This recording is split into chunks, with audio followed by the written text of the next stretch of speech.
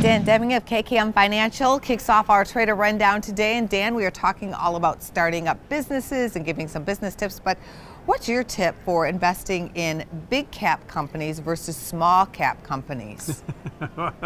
Well, I guess it depends on how your constitution is, because small caps certainly can challenge you. You'll have some volatility there historically. But overall, if there's certain periods in the cyclical pattern of investing where small caps have a tendency to outperform large caps. So, it just depends. It really depends on what your goals are and also how much risk you're willing to take. I like that you brought up the risk factor. So, big caps usually tend to be what?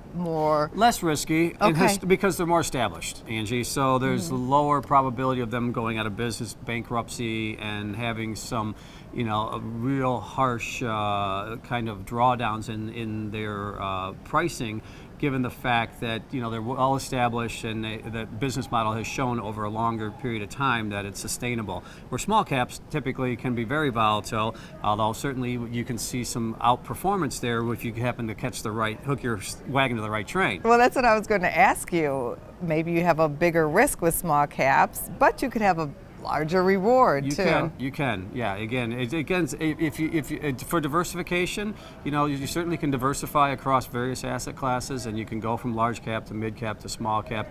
But again, I think it's that diversification. It's key. At least for us, that's what's key. Allocating a small percentage to small caps because of the potential for outperformance is something that we do, and something that certainly investors can look into as well. Again, though, remember it can be much more of a risky factor when you look at those small caps. Thank you so much for coming on the show today. All right, thanks for having me.